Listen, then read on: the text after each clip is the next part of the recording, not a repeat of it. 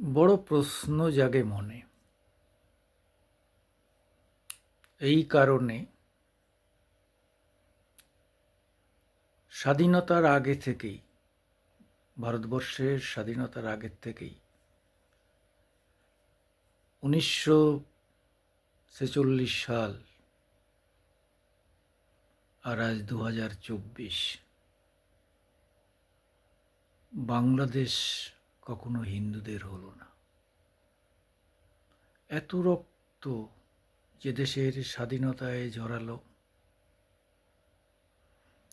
এত অত্যাচার, এত ক্ষুধা, নির্মম ভ্রুকুটি, শত্রুর ধর্ষণ, গালাগালি বর্ষণ, কোনো কিছুই তাদের কপালে বাদ যায়নি। তবুও তারা বারবার আমার দেশ, আমার জন্মভূমি, আমার বাংলা, আমার ভাষা বলে যে মাটিকে আঁকড়ে ধরেছে, ততবারই হোঁচট খেয়েছে। বিশ্বাস নড়ে গেছে ঝড়ের মতো, এফোড় ওফোড় করে দিয়েছে হৃদয়টাকে, বিশ্বাসের মূল উৎপাটন করে দিয়ে গেছে। যে দেশের জন্যে সব থেকে যে জাতি, যে সম্প্রদায় বেশি রক্ত ঝরালো, সেই দেশ তাদের আজও হলো না, আপন করে নিল না। কি অপরাধ তাদের! আপনারা যারা ইতিহাস জানেন, পড়েন, তারা জানেন এই দেশ রক্ষা করতে হিন্দু মায়েরা, মেয়েরা ইজ্জত দিয়েছে, রক্ত দিয়েছে, সম্ভ্রম দিয়েছে, সন্তান দিয়েছে, স্বামী দিয়েছে, পিতাকে দিয়েছে। তবু এদেশ তাদের হলো না। এদেশে তারা অযাচিত মেহমান হিসাবে থেকে গেল। এখনো শুনতে হয় এটা মুসলমানদের দেশ, হিন্দুরা কেন রয়? হিন্দুরা যে দেশটাকে শাসন করতে এত রক্ত, এত প্রাণ, এত ধর্ম, এত মানে ধ্বংসের লীলার নিচেই সব কিছু বিসর্জন দিয়েছে, শত ভূমিকম্পেও তাদের নড়াতে পারেনি। তারা এই মাটির বুক কাঁকড়ে ধরে বেঁচে থাকার চেষ্টা করে গেছে, করছে এখনো। তবু তাদের সেই মাটি তাদের বিশ্বাস করে না। বিশ্বাস তো অনেক দূরের কথা, সামান্য ঋণটুকু স্বীকার করার ঔদার্য দেখায় না, বরং বড় প্রাণে লাগে যখন তারা শত্রু হিসাবে দেখে দেয় যে এরা এদেশের শত্রু, এরা কেন থাকে এখানে। বড় যন্ত্রণা হয়, হৃদয়ে বিদীর্ণ হয়, হতাশায় দীর্ণ হয়ে যায়, এফোড় ওফোড় হয়ে যায় বিশ্বাসের শক্ত জমি। কি বলবো, যারা সেদিনকার অত্যাচারের বহর, খুনের লহর দেখেনি, তারা এখানে মিডিয়ায় বসে বসে চর্বিত চর্বণ করে। এই যে এত হিন্দু এখনো মারা গেল, জল হলো, তারা এখনো চেষ্টা করে এখানে কোথায় একটা মসজিদে, কোথায় একটা মুসলমানের কতটা মানে তাকে একটু অসম্মান করা হয়েছে, তার সঙ্গে শয়ে শয়ে মা বোনের রক্ত, ইজ্জত, প্রাণ বিসর্জনের তুলনা করে টিভিতে বসে। ঘৃণা হয়। যদি ওর মা, ওর বোন এসে তাদের সেই অভিজ্ঞতার কথা ওকে বলতো, তাহলে আজকে এই অশিলা দেখানোর সাহস ওদের হতো না। শুধু ভোটের জন্য এত কম্প্রোমাইজ, সত্যি কথাটা বলা যায় না, ভোটের জন্যে।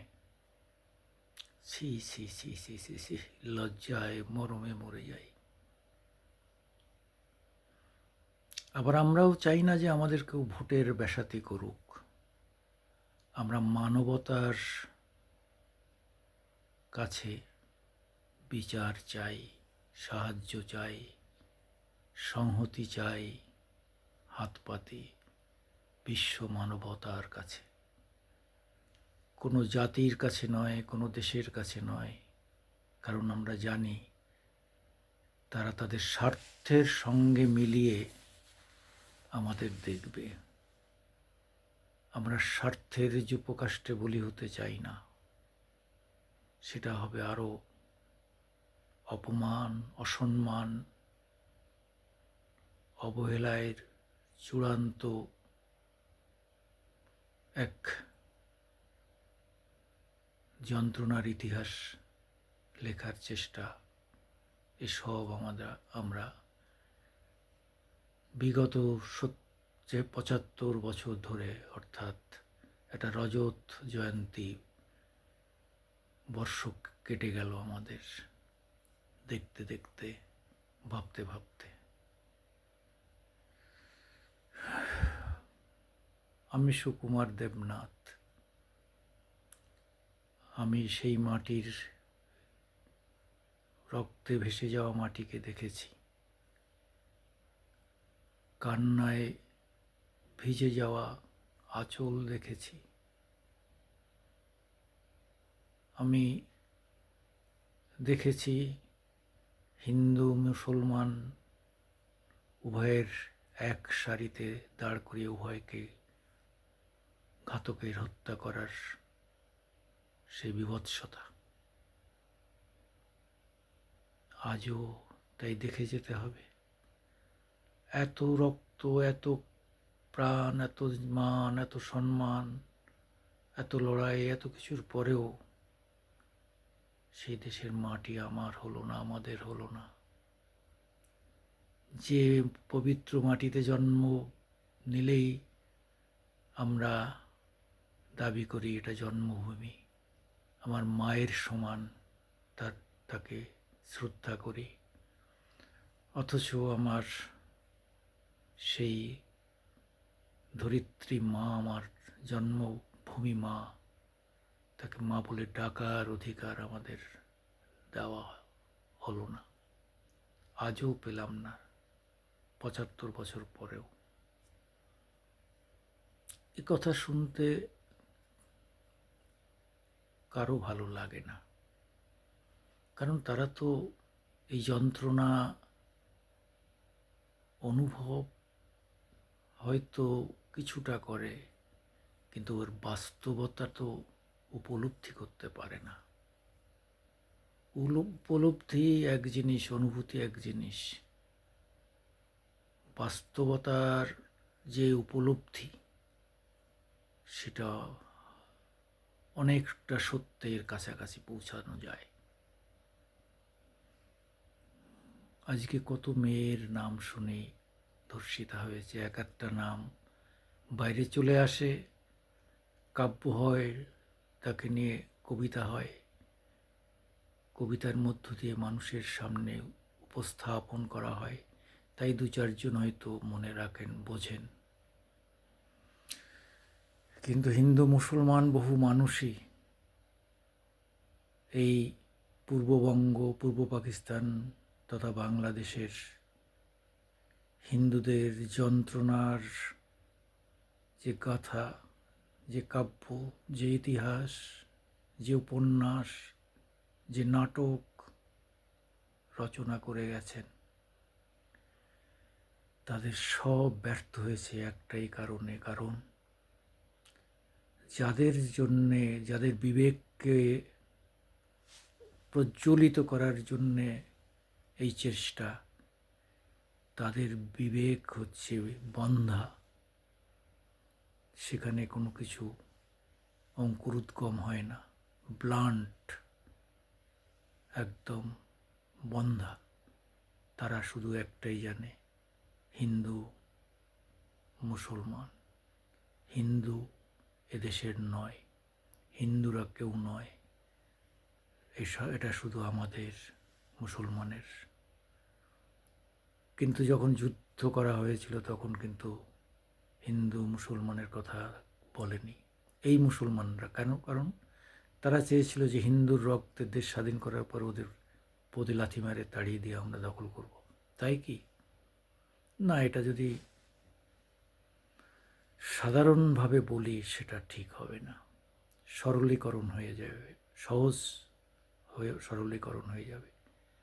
বহু মানুষ, এখনো মানুষ আছেন, এখন উপলব্ধি করেন যে আমরা হিন্দু মুসলমান হাতে হাত ধরে বুকে বুক ঠেকিয়ে আমরা এই দেশটাকে স্বাধীন করেছি, এ দেশ আমাদের।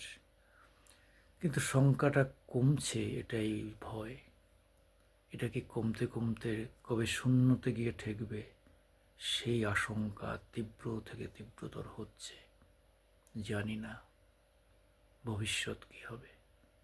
আমি দেখি না টিভিতে, পেপারে কোনো ছবি বেরোলে আমি দেখি না, দেখতে পারি না, ও সহ্য করতে পারি না। আমি কোনো করুণ লেখা কথাবার্তা বাংলাদেশের নির্যাতিত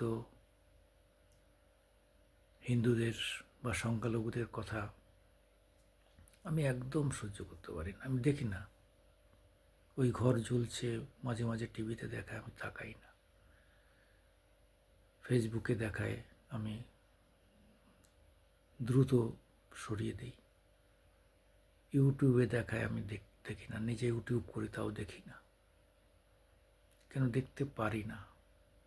কারণ ওটা দেখার সঙ্গে সঙ্গে সেই অতীত, সেই ভয়ঙ্কর অতীত যেভাবে আমাকে নাড়িয়ে দেয়, সামনে এসে দাঁড়ায় দেওয়ালের মতো,